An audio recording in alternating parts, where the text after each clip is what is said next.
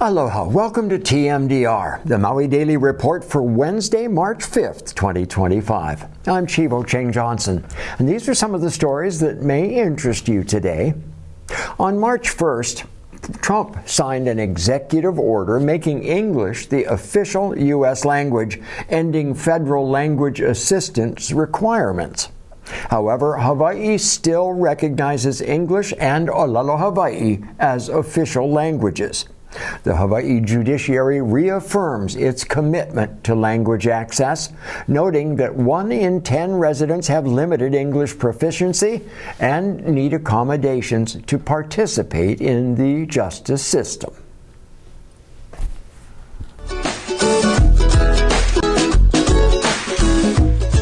Hau'oli mahina ʻŌlelo Hawaii. O wau o Jamie Kanani Green o wau kawahine mua o Hawaii ne. Today I wanted to share with you 2 ʻŌlelo noʻeau, Hawaiian proverbs and wise sayings that have meaning in my life. Aloha ke kahi I ke kahi, to love one another.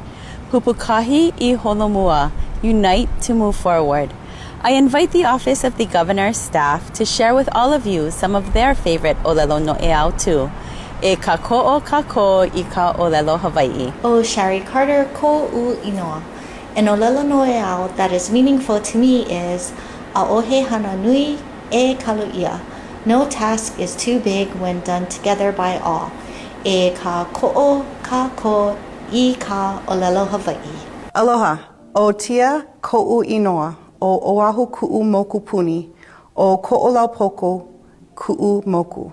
An ʻŌlelo noʻeau that is meaningful to me is he ike ana ia I ka pono, which means seeing or recognizing the right thing to do and doing it. E ka ko'o ka ko I ka ʻŌlelo Hawaii.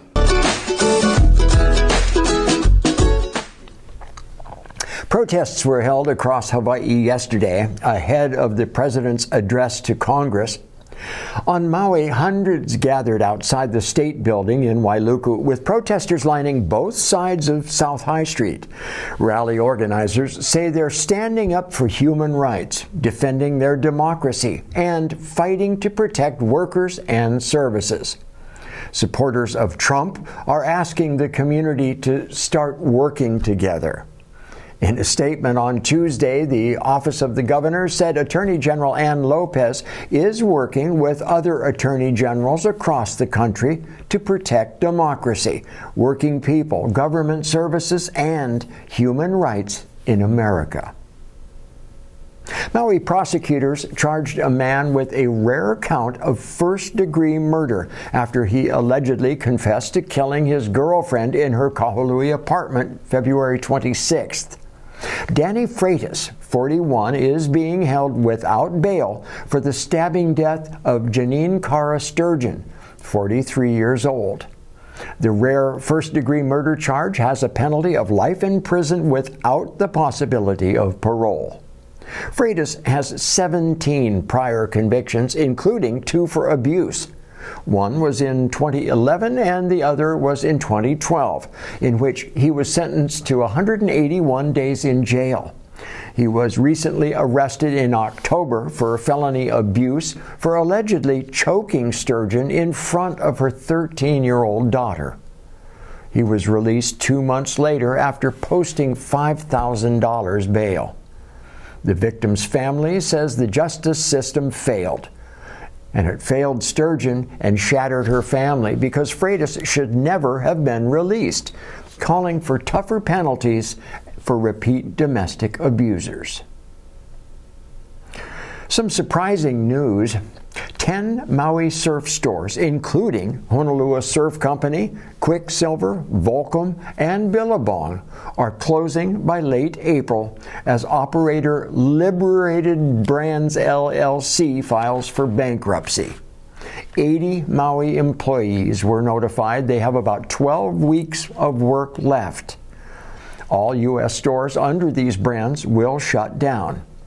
The company, which also owns RVCA, Roxy, and Spyder, cites rising interest rates, inflation, and declining consumer demand as key financial pressures. Liberated Brand owes $226 million in debt. The Upcountry Energy Resilience Project, a community-led initiative, will host a discussion about understanding your electric bill tomorrow, Thursday, March 6th at 4 p.m. via Zoom. This virtual meeting hopes to address the systemic issues and common questions related to the high cost of electricity for Upcountry Maui residents. The meeting will feature a panel of experts in hopes of explaining how charges are calculated, the wide range of usage situations, contributing factors of varying bills, and provide resources for help. Pre-registration for the event is optional and includes an opportunity to provide bill information. Google Upcountry Energy Resilience Project for the link to that Zoom meeting.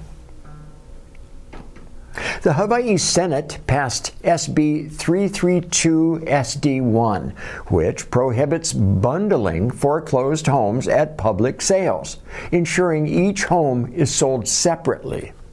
The bill allows 15 to 45 days for finalizing a sale if an eligible bidder submits intent.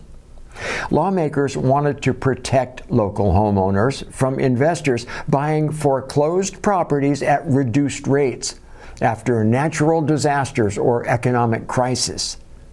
A House companion bill, HB 467 HD1, remains stalled in committee. We told you recently that the State Salary Commission was considering huge raises for state legislators.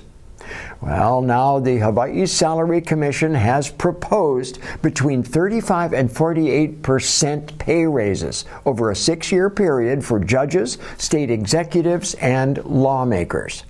Lawmakers will be seeing the largest increases. Unless lawmakers reject those raises, they take effect July 1st. Legislators' salaries would increase from over $74,000 a year to well over $114,000 by 2030, with the House Speaker and Senate President reaching $128,000. The Commission argues that these raises are needed to attract and retain qualified public officials.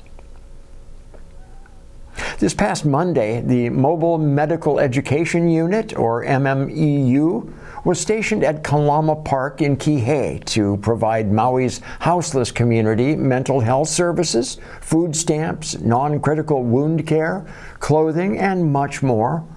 Aloha House provided 10 participants with information regarding substance use and/or mental health services.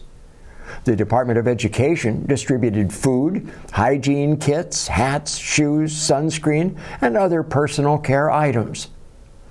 The Maui AIDS Foundation distributed food, hygiene kits, and other personal care items, and offered medical quest information and free STD testing. The MMEU will continue to be stationed at Kalama Park in Kīhei later this month and on and off in April between 9 a.m. and 12 noon. We'll let you know those dates once they're established. Hunt Capital Partners, in partnership with Ikenakea Development, Hawaiian Community Development Board, and Mark Development, announced finalizing Hale O Pi'ikea III, the final phase of a 3-phase affordable housing development in southwest Maui.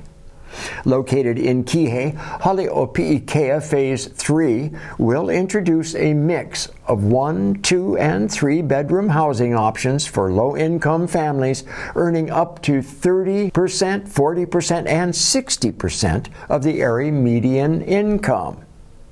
Phase 3 adds 35 affordable rental homes and 1 exempt manager's unit to its 187 existing units that are already under construction, and a total of 223 affordable homes for families and seniors. Situated on just under a 2-acre lot, Hale O Pi'ikea Phase 3 will consist of 4 2-story garden-style residential buildings with shared common spaces that include a clubhouse, picnic areas, and a playground. One of the things that has happened since we last checked in about homelessness is in the middle of the year 2021, the Department of Housing and Urban Development, our largest federal funder of homelessness, issued what's called emergency housing vouchers. Maui County received 76 of those vouchers. We administer those in partnership with our Section 8 office, and we also work with the Homeless Division because those vouchers are intended for families or individuals who have been homeless or who are fleeing domestic violence, who are fleeing sex trafficking, or who have had very uneven tenancy over the years, have housing instability. HUD is giving us an opportunity to use these vouchers to help people stay housed and remain housed in a very stable place. The challenge that we have is that there's not many units available who will accept HUD vouchers. But I'm hoping that property managers or landlords who have a heart for people who need help will agree to rent their units to these voucher holders so that we can get more of them into units that pay a subsidy for their rent and the family pays the balance. It goes along with what we call case management, which is somebody to help them. That's one of the things that I think over the past 2 years can contribute to more stability for this population of folks who've been challenged with homelessness. University of Hawaii President Wendy Hensel visited UH Maui College Monday as part of her statewide tour of the 10-campus UH system and 5 education centers. The visit provided an opportunity for Hensel to engage with students, faculty, staff, leadership, alumni, and community members to discuss key challenges and opportunities for higher education in Maui County. Hensel participated in an open campus forum attended by approximately 80 people, where she addressed a range of pressing topics, including her vision for UH Maui College, concerns about federal funding cuts, the challenges of hiring faculty due to pay limitations, and expanding academic programs. The Maui Raceway Park 2025 season opener is happening March 22nd.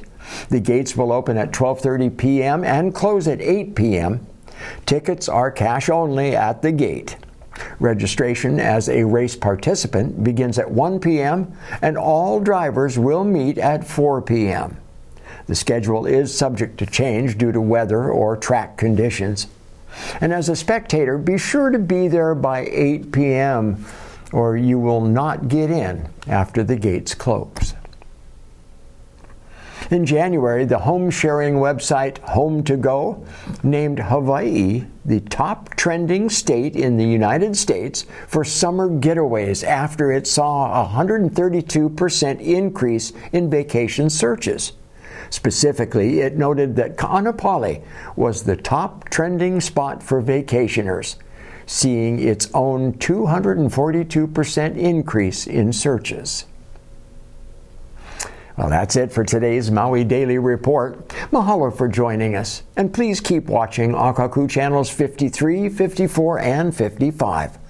You can watch Akaku at akaku.org or on your phone 24/7 with our app Maui Stream. This is how we stay connected. I'm Chivo Cheng Johnson. Have an enjoyable Wednesday night. Be well, stay healthy, and keep smiling. Aloha.